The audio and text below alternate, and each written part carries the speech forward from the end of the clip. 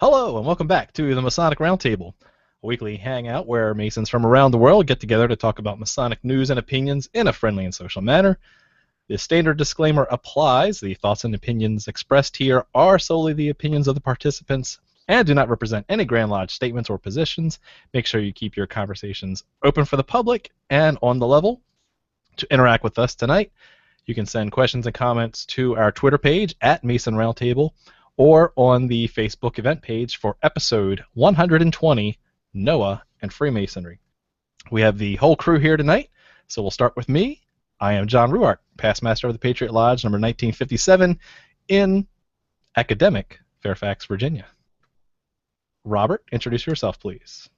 Hey guys, Robert Johnson here, past master Waukegan Lodge number 78 in Waukegan, Illinois, current secretary, and all-around Masonic guy. Thanks, John. Rock on. The other Johnson, Nick Johnson. Hi, Nick Johnson, past master of Corinthian Lodge number 67 in exceedingly wet Farmington, Minnesota. It has been raining like a flood. I think they knew that this show was happening. So you're saying you make it rain. Thank you, Nick. Ooh, ooh. Let's go to somewhere less wet, Juan Sepulveda. That's what you think. Hello, everybody. Juan Sepulveda here from Orange Blossom Lodge number 80 in sunny yet rainy Kissimmee, Florida, and the host of the Winding Stairs Freemasonry podcast. Thank you, Juan. And last but not least, Jason Richards from yet another undisclosed location. Yes, you should be noticing a trend right now. I'm actually a fugitive, and yeah, sorry. From a nondescript hotel room somewhere in the continental United States, or am I? Jason Richards, Senior Warden of Acacia Lodge number 16 in good old Clifton, Virginia. Great having everyone here. Let's go right into Masonic news. We again apologize for missing last week. We've been all over the place with different obligations, and I kind of was busy with a newborn. So we're in week 2 now of our 4th addition to the family, and so everything is going well. And she's got it covered now at this point. I mean, you can pretty much do whatever you want. That's right. That's it, guys. I'm going out the lodge. Does she hear me? Okay, just making sure. Let's see. Getting to the first item that I want to talk about, of course, is the Masonic Survey. And you can find that at tinyurl.com/Masonic Survey. There are only about 2 weeks left. I just arbitrarily chose June 24th on St. John's Day to close the survey and start calling through the data.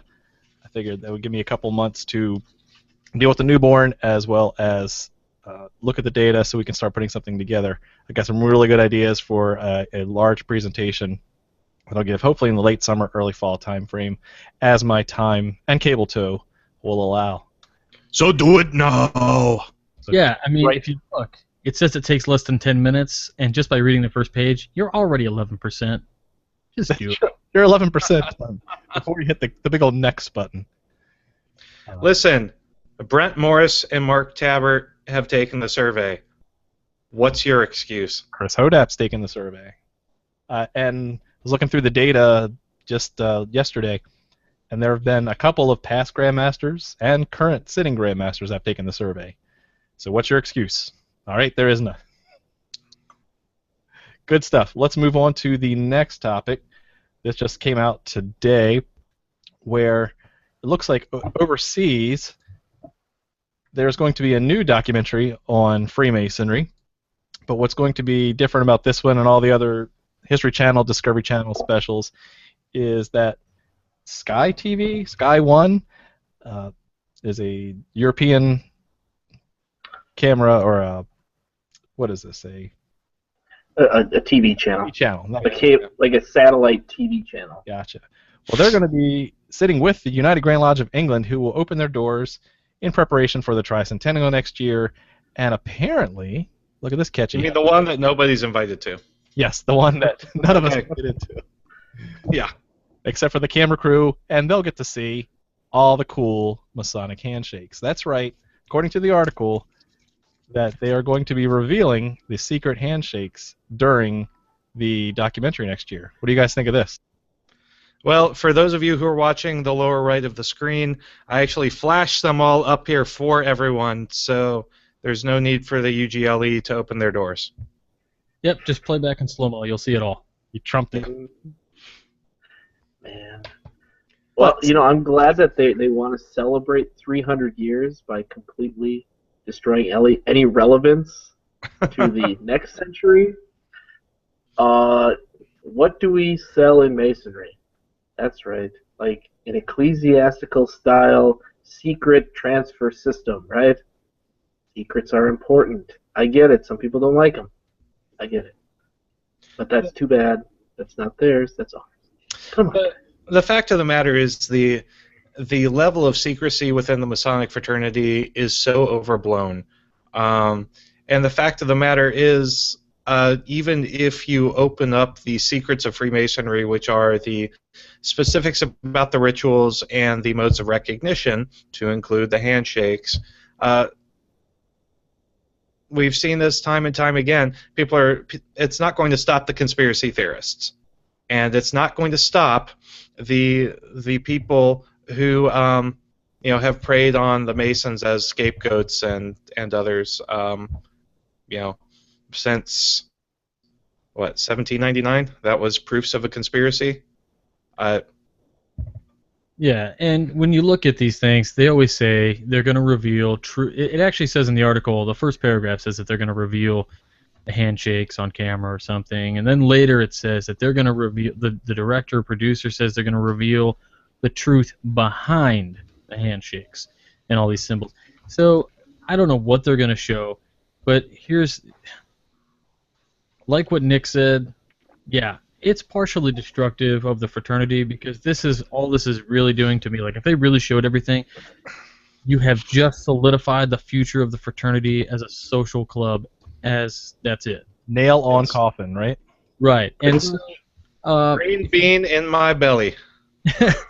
Now, if that's the case, I'm joining the Elks. So they have beer. You still get the gold. $5 sandwiches. This goes back to the idea that people have yelled at me for saying all the time that Blue Lodge is a waiting room for greater organizations. And if that's the way it is, like the Shrine, not like the Shrine. Mason and Arkansas to join. Shrine is not. I think you just heard that noise. You heard that explosion was all the heads of traditional observance Masons going. It may have been. I gotta say that this doesn't surprise me either when you think about you've heard leadership in Freemasonry go on TV and say things like there are no secrets in Masonry. Right. Well, that's the worst line you could ever give anybody, and right. yet we're going to give it away. What do you think about it when they'll say things like they're going to expose rituals never before shown on TV? Well, to include the northern jurisdiction? Are they going to show an officer installation on TV? Because that's probably never been put on TV, but it's been on the internet. Yeah, they're public. Mm-hmm. And then, I don't know, like December 3rd. There are magazines that come out, like I was going to mention this tonight. History Channel's Secret Societies just came out, and on the back it's got the most epic historical documentary series ever, Ancient Aliens. But throughout the entire magazine, it gives a good spread of Freemasonry, and it shows. I mean, if you can see on this page, anybody who's looking, it shows some diagrams. I mean, that's all been there. Is disclosing the secrets of grips part of the ancient landmarks? What are landmarks? Go back to our landmarks episode to find out. I don't know, Juan, what's your take? Considering I'm in a sauna, I have to turn on my loud air conditioning while muted. So I suspect that there's going to be some sort of twist like that. Oh, we're going to reveal the hand, the grips and whatever, but then perhaps show something that is a grip that is no longer in use, or something that is close to, or at least gives people a flavor of what a grip would be like. A screenshot of Duncan's. Yeah. I think it would be very disappointing if they really were to reveal something like that. I don't know. It's like, who cares? Anybody could find it anyway, though. True story. I think it's the difference between, because in Masonry it's a transferal, right? I mean, guy in the East transfers secrets to, new guy, right? The initiate. So it's this initiatic experience, and obviously the reveal. There have been countless, places where you could probably find this stuff, right? I'm saying probably because don't look, non-Masons, don't look. But I mean, I think it's the difference between transferal from master to student to from master to anybody, and I think that's where I find it problematic. Is I don't mind it's the preservation of the initiatic experience that matters the most to me, and so I think it's kind of hopefully it's just going to be like a wink wink, hey, look at this awesome degree, and it's like Knights of the Round Table degree or something like that, and everybody, whoa, I didn't know about that. Yeah. But I'm Also, who the hell watches Sky One? Conspiracy theorists will. And basically, I'll say it now and I'll say it again when it airs. Even if they give it all away, let's just say they just give it all away. They're really not giving the true secrets of Freemasonry away. Those have to be earned and those have to be sought after. So things that may or may not be written down, that's one thing. There's a lot more deeper meaning behind that. I do want to... Depending on your lodge. Yeah, 99%. There's an analogy that I use to talk to people about not spoiling the secrets. How many of you have a TI calculator somewhere in a drawer somewhere? Yours is probably at hand. 1, 3, 2, 1, and TI calculator. Nailed it. Right? Now, you can put that calculator in the hands of someone who has internet access, and you can give them 3 months, and they will be able to do absolutely nothing with it of use. But if you actually sit that person down with another person that is passionate about mathematics and knows how to use those tools, then perhaps 3 months later, they can do something with it that's useful. And we have access to a myriad of tools and different things, but just having access to them is not even half the battle. Being able to understand what it is about and apply it to their life, that's what it matters. Well, Juan, I do have to call you on that. I think you give anyone a graphic calculator, and within 3 months, they will have figured out what 58008 spells when you turn it upside down. That's true. And he was already typing it. That is, you guys are connected. Oh, gosh. Anyway, good stuff, and I apologize for anyone watching that, yes, I did find my calculator in 5 seconons, so I'm an engineer, amazing. What can I say? I'm actually amazed. I'm embarrassed. I really am. Let's move on. You should see his pocket protector collection. This is a good segue into our final item. That guy. Did you see Big Bang Theory? It was story of my life. Moving on to our last item from the Daily Mail, which it's been covered in lots of various items, but for our Noah and Freemasonry episode, we have news from Norway where a replica of Noah's Ark actually got plowed into by the Norwegian Coast Guard. It sank. Look at this. This is the thing that got hit by the Norwegian Coast Guard as it was being tugged out. Apparently there's this guy has 2 separate replicas of Noah's Ark, and as he was transporting it from another place, he has lots of Inside, it's a museum of the Noah story and a little bit of other religion. Was a museum. Well, now it's an open-air museum. Oh. Did you note? Did you note the name of the ship that tagged it was the Ararat? But very very ironic considering the news, and hopefully this guy gets his boat back together. Oh my God. If I had a boat that big, I would sell like ad space on the side for Norwegian black metal band. Does he travel with his Does he travel with his daughters? Oh, hey. And now are those tires? Dude, on that the was side of it? Lot, not Noah. Those are tires. Oh my God, that's so historically accurate. They're BCE tires. There is 2 of every kind of chick tract. All right. Amazing. See, they were Okay. worried they were smuggling something, and they were like, "Well, exotic animals, gotcha this time." Alrighty. But only to be kind. Oh, be kind. 7 of the clean ones, depending on the Bible verse. Yeah. Oh. Okay, Nick. Hopefully you are ready now for everyone's favorite segment of Masonic trivia. That is the Masonic Monday question. On Tuesday. On Tuesday. Ooh. I think somebody has gas. Are you okay? Excuse me. Oh man. Sorry. I was like sitting here going, and it's happened. Oh, never mind. Okay, on Tuesday, apparently Kermit the Frog does that one. So, the answer for last week, and I'm really glad that a lot of you guys were willing to answer it because I thought it was a fun question. But it was the SS Dorchester that was sunk, and the Scottish Rite degree within the Northern Masonic jurisdiction is the 23rd, or the Knight of Valor.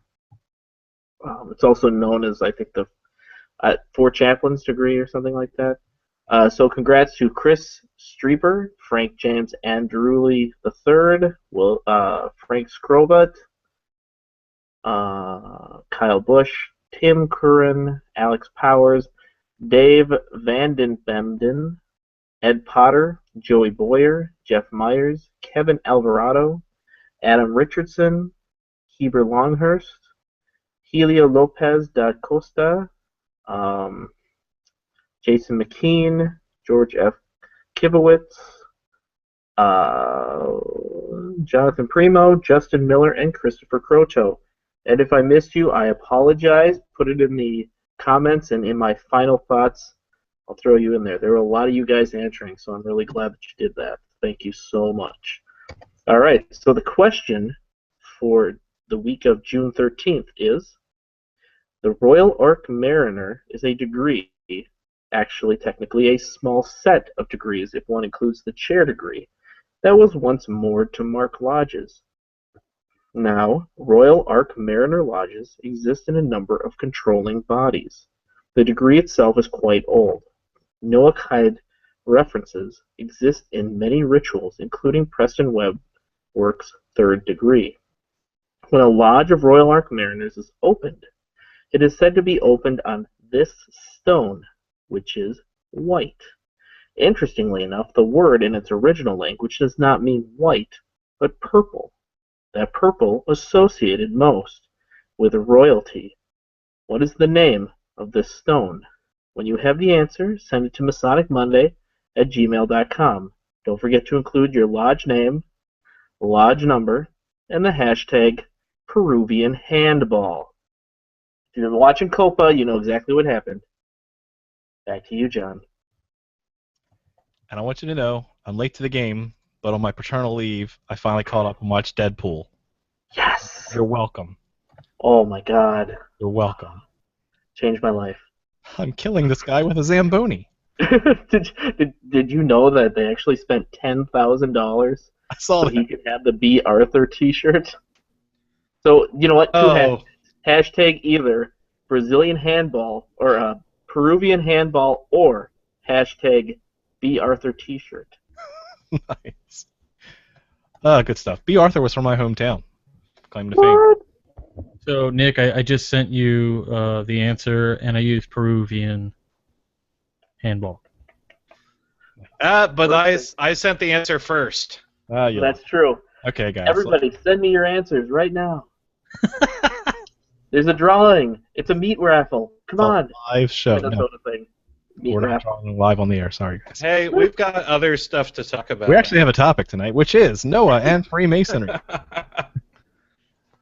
Now, I know Jason, like myself, had heard as we were getting acclimated to the craft from a lot of senior members that Noah is referenced in some ancient documents of the craft and other degrees, and yet we were left kind of hanging on, well, what are they and how did they get there?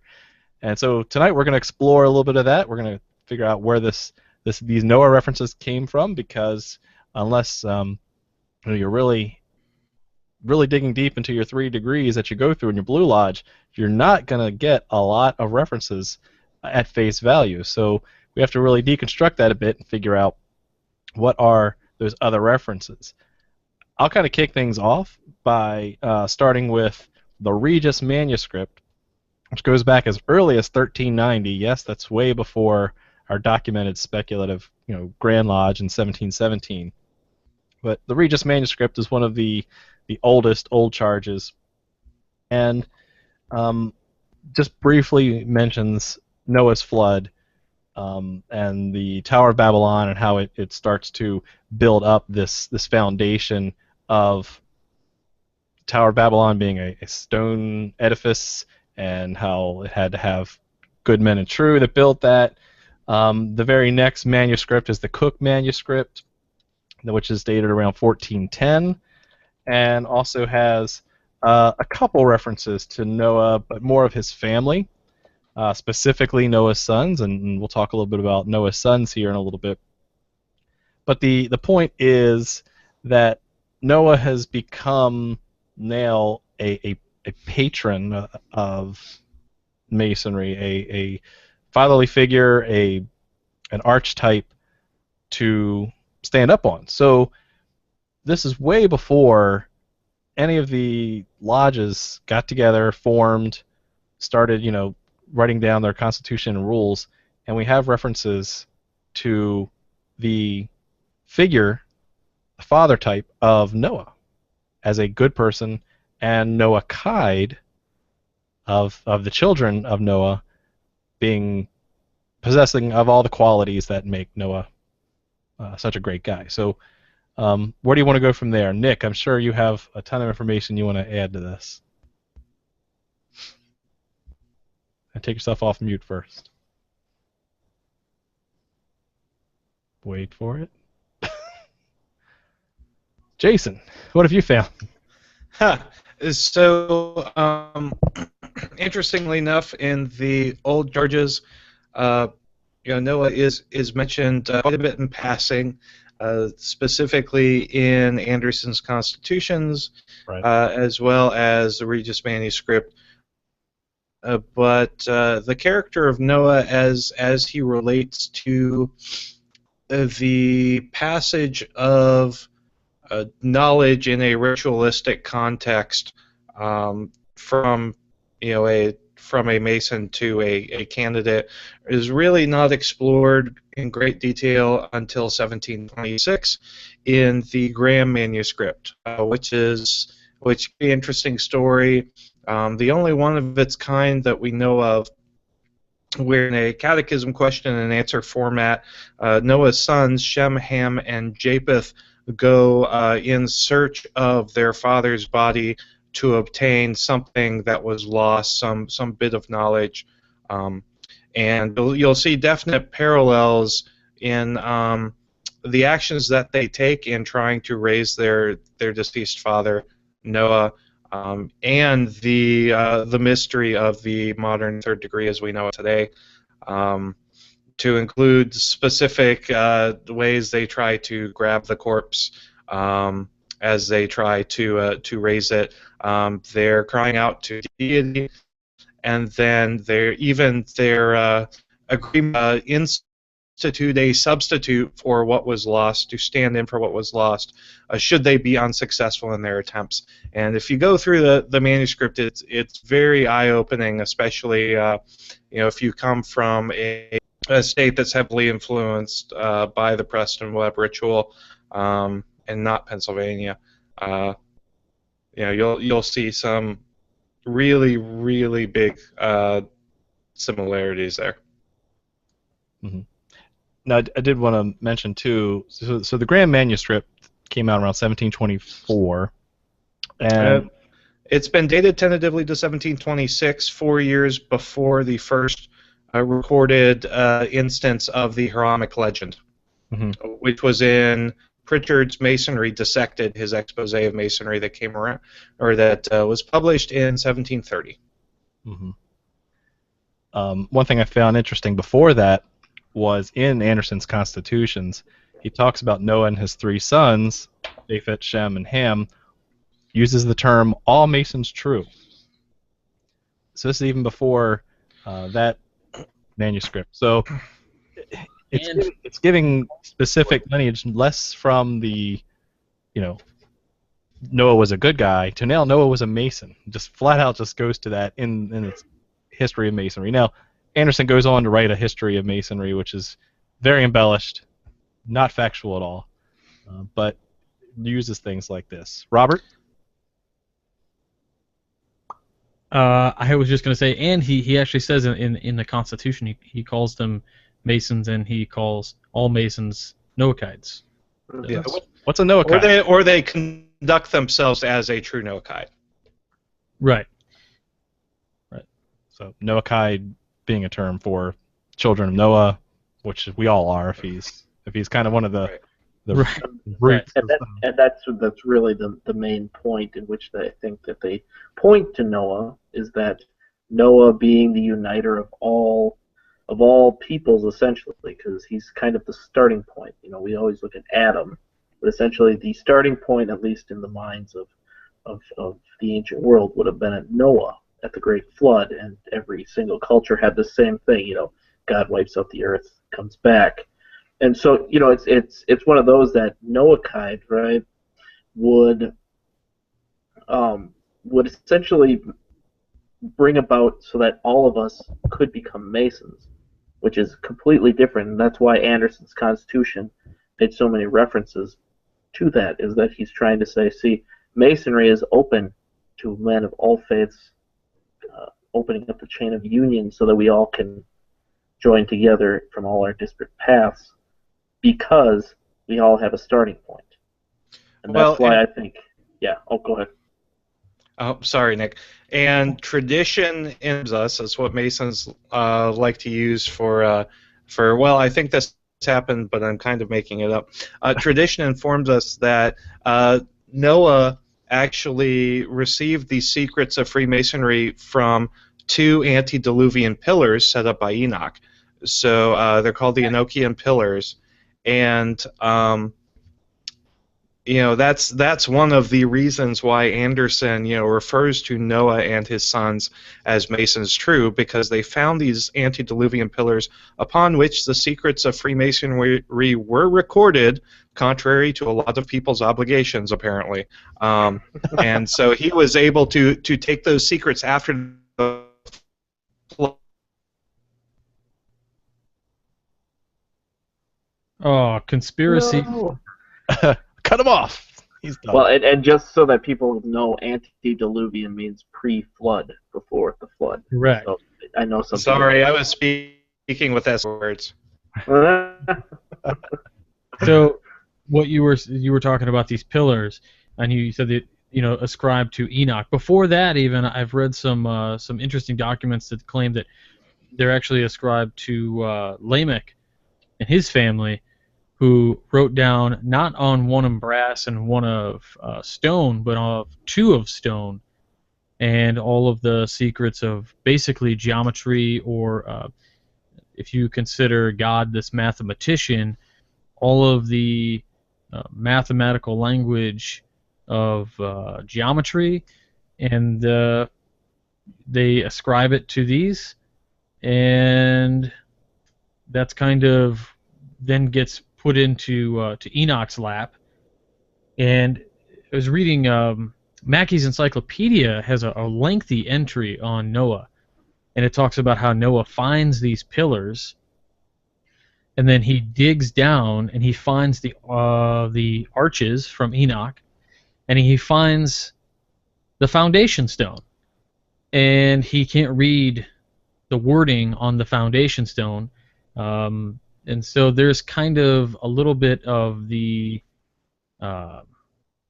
more of the legend, you could say, something about, maybe a password or something, relating to the Tetragrammaton, having the grand secret among them, kind of saying that they are the holders of the word, maybe not even knowing it, and so it's kind of interesting that way. But I digress.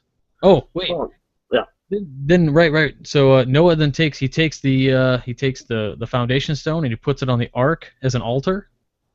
I think that's what happens. So that's interesting. Well, and that, according to my actual question, Masonic Monday question, which I'm sure a lot of you are answering, that actually ties to that, because at least an early edition of the Royal Ark Mariner would actually use that stone that I'm not going to name as the altar, but without a Bible. It would just place a triangle on top of it. Yes, I'm giving you guys some hints to figure this out. So, but they would put a triangle on the top, and in the ritual, the early rituals, it was because there was nothing, a book of the law or anything like that. So this was the best that they had. This was pre any kind of written text. So, it's very much built deeply into a lot of Masonic degrees, including its most highlighted Royal Ark Mariner degree. So let's talk about that. So we've had this Royal Ark Mariner degree. Where can we find this Royal Ark Mariner degree? If I wanted to find where Noah is in Masonry, where do I go? What country do you live in? That's usually the first place to start. But if you're in the United States, it's the Allied Masonic degrees, which, as we had in our last episode, it's an invitational body, so you're kind of hoping for your golden ticket. Or starting your own. That's where you can find it here in Canada. It's in the Royal and Select Masters. If you're in England or Australia, you're going to find it in the Mark Lodge set of degrees. So you're going to go to a separate Royal Ark Mariner lodge. But yeah, it all depends on where you are. And honestly, I personally, and this has always been my opinion, is that the AMD, although it does have control of the Royal Ark Mariner degree, it should be the one degree that they should offer to all Master Masons, just because of how important the Noahide legend is within our craft. It's funny that you mentioned how important it is. You've got like the ancient accepted Scottish Rite, the old Franken manuscript, the old 21st degree. Before they rewrote it to be kind of a Pike rewrote it. Pike took Noah out. That's the one thing it sucks. So before Pike rewrote the degree, I want to say 1850, maybe a little later. Before he rewrote it, it was a story of Noah, and it talks about how the descendants of Noah call themselves Noahides, and all other Masons are known as Hiramites, and they kind of distinguish it. And then apparently, this created some odd thinking. It was a weird break in the Solomonic kind of tradition of the legend of Masonry, and it goes from Noah, and it talks about some of the history, and then it goes into the Tower of Babel or Babel, whatever you want to say, and then it follows this kind of epic about the chief builder Peleg, and it says that when the tower is destroyed and everybody speaks all these different languages and they disperse all over the planet, Peleg takes the secrets of Masonry north into Europe, and then it talks about how he dies, and in the year, I wrote it down somewhere, 553 AD or CE, they find a buried 15 cubits below the surface in Perugia, a triangle building with a pillar in the middle. And there's supposed to be the tomb of Peleg, and on this pillar might be inscribed the original secrets of Masonry. And really interesting. And then I guess that same degree then was rewritten by Pike in 1850s, and now it's a tribunal degree and has nothing to do with Noah, I don't believe anymore. But it is still done by the Memphis Mizraim Rite, and it's like a 32nd, 33rd, or 34th degree, one of them, somewhere in the 30s there, and they practice it still, I believe. Now, I'm curious, Nick, you mentioned that you consider it to be one of the most important degrees within the Allied Masonic degrees. Why, in your opinion, was it removed? Like, what do you think? Well, it's kind of interesting. Is actually when ritual was being developed in England, you had proponents for the Noahide legends and those that were against it.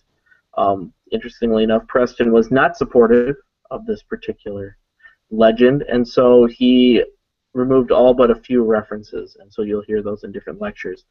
Then you'd have others like Dr. Oliver, Anderson, obviously, that were very strong proponents of having this. Because it never crossed the shores, Webb really didn't press the issue because he was too busy with his own bodies that he was designing, especially the Royal Arch and the Knights Templar, the Grand Encampment. He was so focused on those that essentially it just disappeared, and then the Allied Masonic degrees, kind of hoovered it up. But that's kind of what they did when they were first starting out in this country, is they were just grabbing degrees from wherever they could. So save all the degrees. Mm-hmm. Yeah, and so it's just essentially what happened is, these degrees never made it to the shore just because they weren't considered that important by Preston, and then Webb essentially just took the degrees wholesale, dumped a bunch of it, and then pushed another agenda. So Interesting. I was reading a lot more about Preston this week, and he was an awesome guy, and yet now he's gone down a notch. So, okay, so we've covered a little bit of the Noahide tradition and history, where it's been found in early charges, and some of the degrees that it's been in. I know Jason did a great job in his flood myth presentation that he gave at the PA Academy of Masonic Knowledge. Is there anything we're missing, Jason, that you wanted to kind of add without getting ourselves all washed up in your presentation? We've covered it pretty well. Actually, I'm not going to go into the flood myth itself because outside of the Royal Ark Mariner and, of course, the chair degree, the Ark and Dove, the flood myth isn't hardly mentioned anywhere else in Masonry. The character of Noah is mentioned again in reference to his descendants and the Tower of Babel, and then also his antecedents, his ancestors, with the two pillars that were set up before the flood. Cool. Oh, there's a Masonic group called Rainbow for Girls.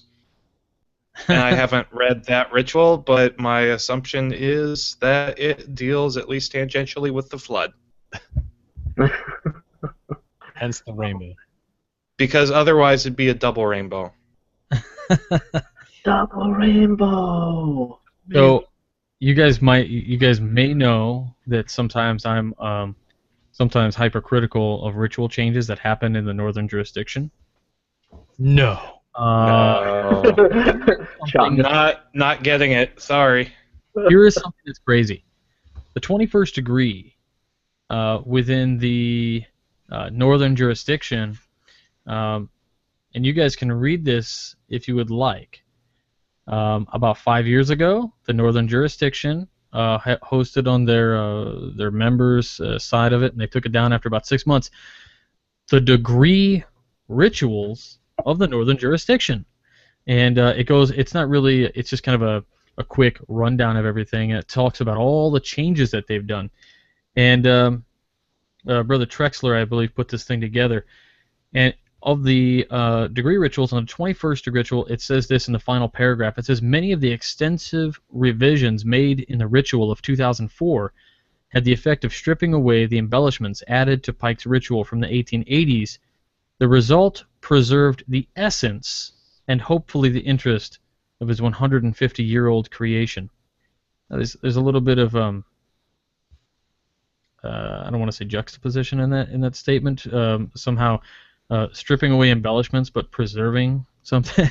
But just to say, if you guys are interested and you want a copy of that, shoot me an email, wcypodcast@gmail.com. It's free.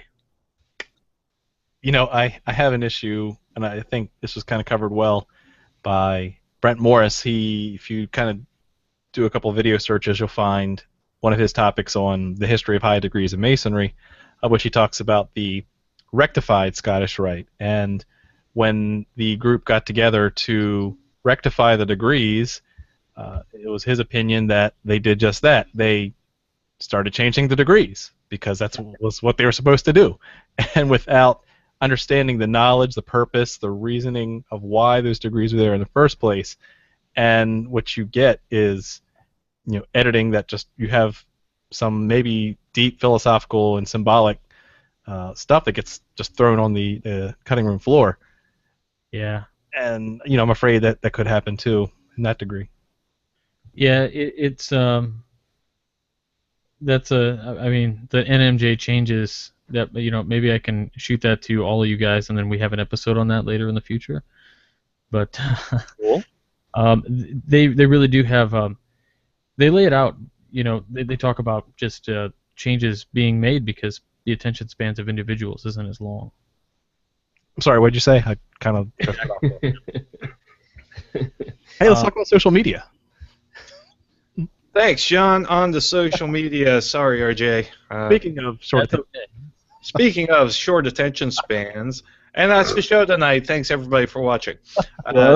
Squirrel. Brother Chris Streeper, Ohio transplant. Hope you're doing well up there, brother, or down there from where I am right now. Asks the question: what about the Gnostic beliefs that Noah was commanded not to make an ark, as in a boat, but as in a chest, similar to the Ark of the Covenant? There are several references to arks within the Bible. In each case, they carried something sacred. Like animals. Or pee. Or the ark was a housing for genetic material from aliens. Called animals. With crystal skulls. But that brings up a good point. I mean, one thing I've had more appreciation of lately is a lot of the double meaning of the Hebrew text. Yes. So if you really start to deconstruct it that way, and of course when you translate to English, you lose all context. But if you go back and look at the original Hebrew, then yes, it can have a double meaning for an ark as a ship and an ark as a container of something sacred. Correct. And just for the listeners out there who might want to study that a little bit more, a great friend and brother recommended the Pentateuch to me. It's the 5 Books of Moses. It's a translation with commentary by Robert Alter. Great book. And what's great about it is it will give you line by line, and then underneath it, it dissects the verbiage in such a way that it tells you about how the context, what it meant in Hebrew, and what it means in English, and you can see the disparity between the two.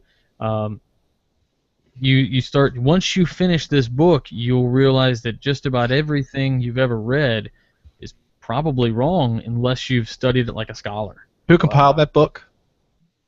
I'm sorry? Who wrote that book? Who compiled it? Oh, Robert Alter. Alter is A-L-T-E-R. And again, it looks thick, it looks menacing, but as you can see, it's really not that bad. The text size isn't huge, or isn't too small, but it's a great compendium to any religious scholar or anybody who just wants to kind of do some compare and contrast. I really like that. And I couldn't see it very well, but it has half of the page is like the footnotes and the... Okay, excellent. Yeah, top half of the page will have the original with the numbering sequence, and underneath that it will address each point by point and the discrepancies that may exist. That sounds awesome. Yeah. So go check it out. We'll put a link up in the show notes.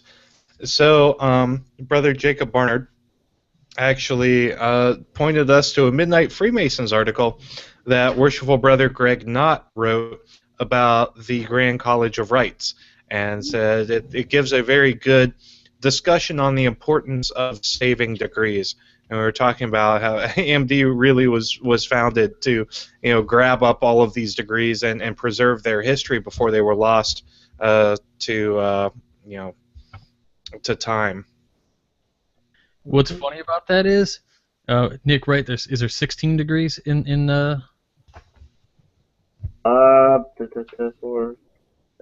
Roughly, I think so.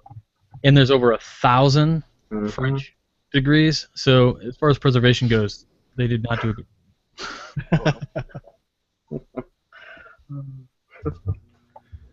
It belongs in a museum. So do you, Indiana Jones. Well, they wanted to give themselves latitude to keep forming new Yorkite organizations. So it's perfect. I mean, had one organization just sucked up all the degrees, then you would have had Memphis Mizraim. We need another dinner club. Yes. It's funny because AMD is like bring your own dinner. So that's actually about all we've got of note tonight. So we should probably start wrapping up. Good stuff. All right, let's start wrapping up. Let's start with Juan Sepulveda in his warm abode. All right. Oh, I'm unmuted. Okay. I love it. The one thing that has been solidified in my mind today in this episode is that Nick is amazing. Nick is so ridiculous. With your brain is something else, bro. But I appreciate you sharing this with me. I came into this episode knowing very little. I listened to some of Jason's presentation in Pennsylvania, some of it, but not all. Yeah, I was. When you were awake. Yeah, I was flooded with emotions. Oh. No, but for the brothers that haven't seen it on its entirety, go to the MasonicRoundtable.com and look for our Pennsylvania links there, or you go straight to YouTube.com and you'll see. And do yourself a favor, go through the annotations. Jason went through the trouble of marking the time slots in our presentations where you'll start hearing the various presentations. So just go skip right to Jason's presentation so you can hear more about Noah, whether it happened or not. That's another episode. So I really enjoy the conversation. I definitely want to pick up some of especially the book that is the Pentateuch. Is that how you pronounce it? The 4 books of Moses. Yeah, it's 5 books. The Pentateuch. The 5 books of Moses. Yeah, it's basically just the Old Testament. Yeah. First 5 books. Because I've been looking for that, but by themselves and having the annotations, that's something. Oh, it's so special, dude, and it makes it really worth reading. It's easy to grasp, really. I'll definitely check it out. So, brothers, thank you again for listening to the Masonic Roundtable and for your participation. Make sure that you have us, you put your questions and comments on our Facebook page. So just go to the MasonicRoundtable.com and you find links to all of those there. And for me, you haven't seen much of me. I've been doing some traveling. I've been doing a lot of stuff. But among it, I've been working with the Winding Stairs on a mentorship program called Applied Freemasonry. It's been taking a lot of my time, but I think it's turned out to be something very, very unique. Uh, subscription, not subscription, but applications are going to open up again probably later this week. So we are wrapping up with the pilot project basically, and it has evolved. It's become something very, very interesting. I wish that something like this was available when I joined. So to learn more about it, go to thewindingstairs.com/mentorship. And thank you, brothers. Thank you, Juan. We'll now move over to Nick and his big head. Ugh, hold on, I got to get this smaller so I can actually get the hat back on Yeah. when I go mowing. But no, I thought this was a very good discussion. For me, the Noahide, the Antediluvian Masonry concept has always been a favorite of mine. When I joined AMD, it was actually a huge joy because the degree that they were exemplifying was the Royal Arc Mariner. And we in my AMD we talked through things, and it was very interesting to connect. You think that the third degree that we have and this would have nothing in common, right? There's not justice personified like it is so deeply in the Webb Master Mason degree and concepts like that. But the one theme that both of them share, and I absolutely love it, is this concept of hope. That something, no matter how tragic something is, and the Great Flood itself would have been just a tragedy in just human terms. It would have been a tragedy. Yet through that fearful event, hope still springs eternal. It still comes back. And both our third degree, and the Antediluvian legend are pretty much focused on that. And so, in Minnesota, we have our Masonic manual, and it actually discusses one of these symbols within the third degree is the ark, and it represents a well-grounded hope and well-spent life. And the divine ark safely wafts us over to tempestuous sea of troubles, where we're finally anchored. And I think that's just a marvelous way in which to think about what our journey in Masonry is. It's taking this concept of hope, that we're hopeful that no matter how bad something can get, we can find a way through it. And I think that's just a deep lesson that Masonry teaches. And it comes from working together. It comes from Noah and his sons working together to get where they needed to be. And finally, they landed on dry land and were finally back where they needed to be. So yeah, I think it's a powerful legend, and it's something that unfortunately has been lost in some respects. So hopefully people can start to think about it more completely that way, and maybe one day it'll open up to more than just us lucky stiffs in the United States that are in AMD. So I hope anyway, but I'm not in power or anything like that. So with that, millennialfreemason.com. Thanks, bye. Thanks, Nick. Robert? Wow, yeah, tons of great information in this episode. Nick, again, the encyclopedia is totally awesome. And Jason, it's great to hear you talk a little bit about the presentation. You guys really got to check it out. I'm sure it's going to be amazing, and I can't wait to see what you'll do with this presentation in the future. I know you want a book out of me. What's that? I know you want a book out of me. I do. I want a book out of you very much so. That said, I did find a really cool book in the basement of my lodge, if you guys can see it. I was like, oh my gosh, what is this? And it's called All Aboard for Ararat by H.G. Wells, published in 1941. It's the first edition I have. And it's just a short novella, about 100 pages or so, and it's about a dystopian kind of future where there's a guy named Noah Lamech, and God comes to him and says, "Hey, I'm going to do it again." And it's really kind of a cool little book if you guys ever get a chance to read it. One thing I would stress, if you're interested in the Noah myths, to do some research on what was called the Archite religions or rites, dealing with the religions that sprang up, basically using God as Noah as this kind of had this apotheosis where he started being worshipped like a god almost. And some of the interesting aspects of that are the 365 days he spends in the ark, and possibly the 365 days or 365 with Enoch, and some of those things. So make sure you check that stuff out. And if you like Masonic podcasts, check out Whence Came You, WCYpodcast.com.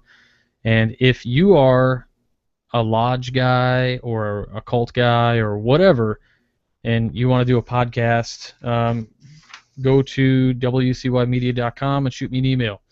We'll produce it for you. So that's it. Super cool. Yep. Robert. Jason. Hey, thanks, John. I'm back via cell phone. So, yeah, the character of Noah as regards Freemasonry is a very interesting esoteric rabbit hole to go down. We don't have a lot of information. What we have are scattered fragments at best. The Grand Manuscript tells a tale of early craft masonry that is not told anywhere else in any records that we found. So it is a bit of an outlier. Some people have used its status as an outlier to disregard it completely. I don't think we can, because the fact that it is in the old charges gives us relatively solid evidence that the story of Noah, or at least the character of Noah, was used in early craft lodges in some way. Otherwise, why would you drop an entire catechism centered on the character of Noah and finding the lost word?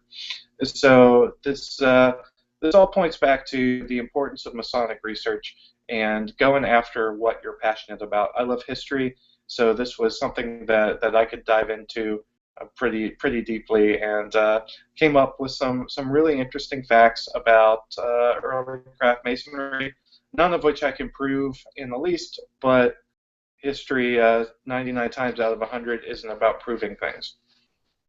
So let's see, I've had a really good time up in my undisclosed location. Just want to thank all of the gentlemen of Ancient York Lodge, number 89, especially Aaron Landers. He's a great kid, and had a lot of fun meeting him. And looking forward to spending some time tomorrow with Brother Scott Sherman and Brother Johnny Ogiano, who are going to take me around the Grand Lodge of Massachusetts. So it'll be a lot of fun. Thanks so much, everybody, for watching tonight.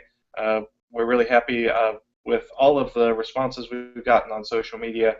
It's been fantastic. Keep those conversations going. Keep asking us questions, and keep sending us in topics. We love to talk about what you're interested in talking about. So please, no topic is too foolish for us to at least look at and say, "Oh, that's dumb." But we usually won't do that. Usually. Cool. There've been one or two, but that's all I've got, John. And also next Tuesday, I'm looking forward to being with the Brethren of Waverly Lodge up in Wisconsin, at least virtually. So looking forward to spending time with them, where they'll actually get the Noahide presentation. Sweet. Traveling man you are. Good stuff, Jason. Travel home safe. Uh-huh. So in conclusion, thank you very much for watching tonight. I learned a lot. Hopefully you've learned some as well. Another good resource that you may want to find is theoldcharges.com. Again, that's something that Chris Hodat put on his blog a couple weeks ago. I really do not know who's running this, but they actually took all of the old charges that they could transcribe and put readily accessible. Again, the address is theoldcharges.com, and you can find a lot of the resources that we talked about tonight. So check that out. And that's all I got. So thank you very much for watching, and keep searching for more light. Have a good night.